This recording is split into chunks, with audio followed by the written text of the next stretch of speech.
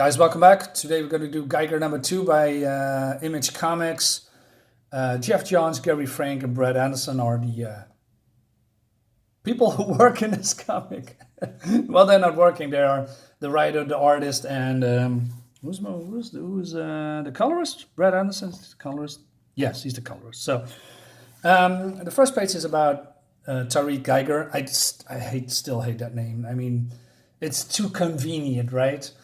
Geiger, come on. But hey, he is, it seems that he has, before the bomb went off, and he has still his full hair, he has advanced cancer, and he's probably gonna die, according to these doctors, and there's probably a story behind that we're gonna see later, further in the comics, when the issue 3, 4, 5, 6 coming out, I guess.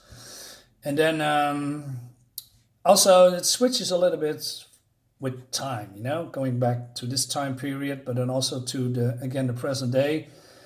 You know my stance about, you know, going back and forward with timelines and how that not always works out very well.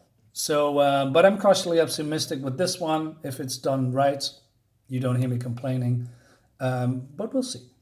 So we see a couple, oh shit, I need to show you this. Look at this. Oh man.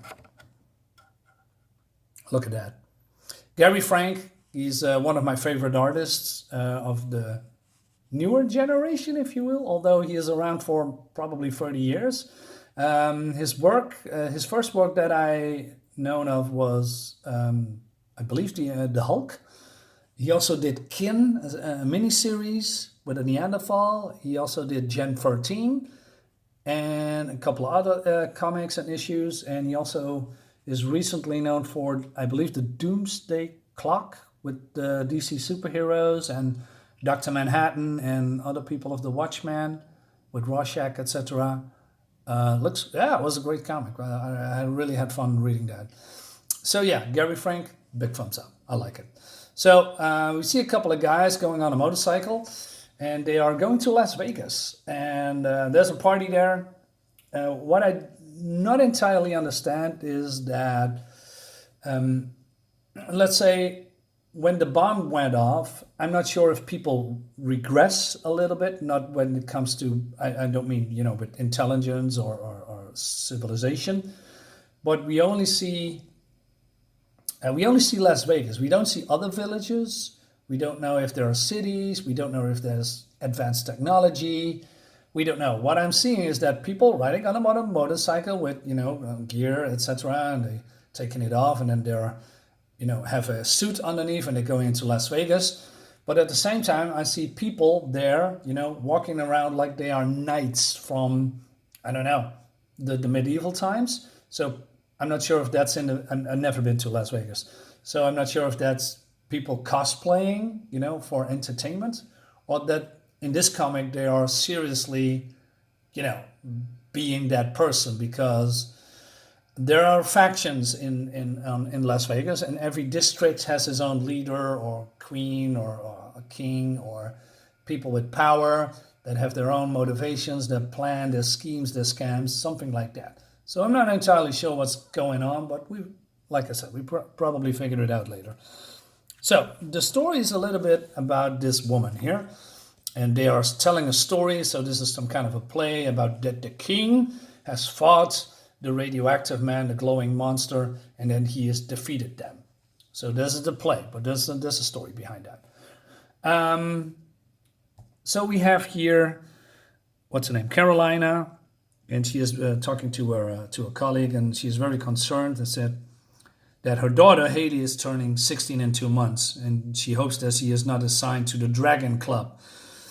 And but the colleague says, well, why don't you shave your head and make it ugly somehow? With a bit of luck, she's going to end up in the kitchen. But then she said, I'll be more worried about the little boy of yours come his turn. So I'm not sure what that means, but I think you can guess what that means. So I'm not going into that, but that's a guess. But that's the suggestion here, that when people come of age, they are going to do things. I'll leave it at that. So then these motorcycle guy and girl, I don't know the names, but they are probably some messengers or have found something, and they want to speak with the Warhead. And this is Warhead. He was been dressed like a knight, and this guy as well is probably his henchman or something. And then he says, "Hey, I got something for you, right? I found something." And he wants to trade. He said, "What is this?" I said, "This vessel of paper, wires, and metal is supposed to be something." And then he says, "Go to the text, bring in something, and like it's going to be probably worth a lot, and to verify, and they also have to verify if it's not fake or so." But then Caroline sees that. So what she's going to do while the other people are preoccupied, she's going to take the bag. She's going to run away with it. But her colleague behind the bar saw what she was doing. So she's going home, and she says to the kids, "Hey, you need to pack your bags. We're going to leave." And the kids say, "Hey, what are you talking about?" Well, it seems that they found some kind of a relic before the nuclear war. It's called before the war. It's called the nuclear football, and that the king is after it for years. Sorry, that was my telephone. So go over here, and they need to get the hell out of there, and they say they have to go to a place called NORAD. It's called somewhere in the south of Denver, and there's like I said, it's free of American government control, so they're gonna be free there or something. I'm not sure. And then she gives the kids the key to the elevator and the keys to the vehicle, the car into the garage. But then, look who's bursting in. Well, they found out that she's stealing something, and then she hides the kids. He puts his sword out and he stabs her in the gut. The kids are screaming, getting out, and they are running away and try to escape, and they barely did that. And the action is really fast-paced, cool. You really feel that the people are in danger, and they are. But it's really being told well in a visual way. And that's what Gary Frank is doing. He's a very good visual storytelling. He is, when it comes to motion and dynamic art, he's not, I'm not saying he's not good, but when it comes to visual storytelling, when it comes to facial expressions and certain body language, he's very good with that. So they are driving away. They have some hazmat suits on, and they are very upset, and they don't know where they're going. And then somehow they are crashing into, ants. They have been mutated into dangerous creatures. The car crashes. They are fleeing with the bag, but then they are getting attacked by the ants. As you can see here, hey, this is the Geiger's dog ripping them apart. And then we see Geiger here. He says, "Hey, you need to get out of here. I'm going to take care of these things." Well, that's not what he said, but that's how I imagine it. And like I said, it looks fantastic. So they're running away, and there's a giant mutant scorpion. Geiger is, dispatching that creature very, very easily. And then he says, "Well, before you go, do you have any good books on you?" And that made me laugh.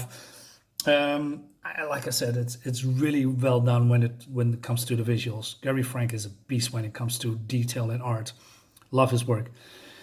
Then we skip a little bit to the kingdom of Camelot in Las Vegas. So the other people, what's his name? Warlock and his henchmen, reporting to the king of Camelot in Las Vegas, and he said, "Hey, we lost it." And the king screams, "I want my holy grail."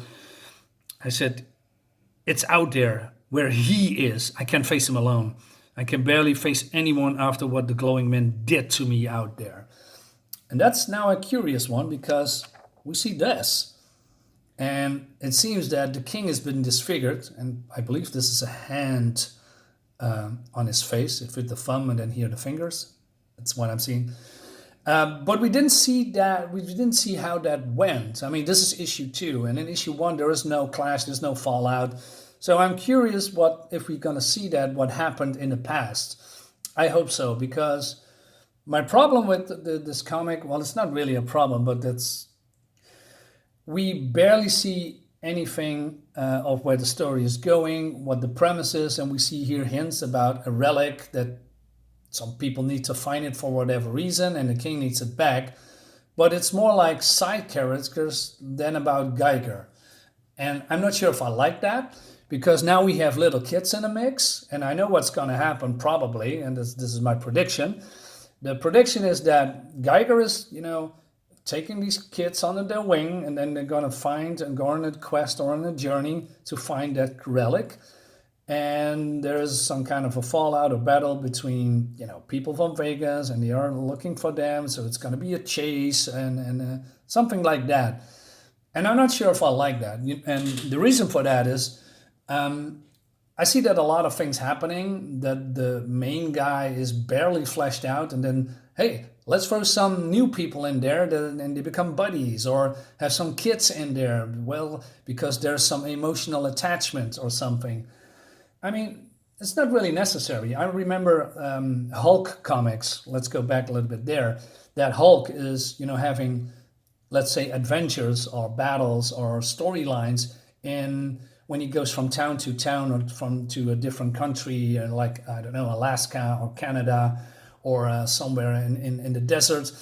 And then he's getting more fleshed out as a character. His enemies a little bit more. So it's more about the character and what's happened on the journey.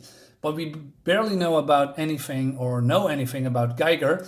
But hey, here's some kids, right? So it's more about the kids, and I think Geiger is becoming more of a side character, helping them along the way. I hope that's not the case. I hope I'm totally wrong, but I think that's going to happen. But I'm not entirely sure. It's just guessing. Because I want to, have Geiger be his own man, doing his own stuff. Let's go back to the past when he became Geiger. Let's see him battle the king. Let's see him battle these insects. How did he get so good with his powers and fighting abilities? Explore that a little bit more before, hey, here's another couple of people that you have to be friends with, otherwise you are probably not interesting enough at your own. That's my concern. But hey, I could be totally wrong. Okay, guys, thanks for watching. Hope you liked the video. Subscribe to my channel if you will. Like the video, leave a comment, and I'll see you next time.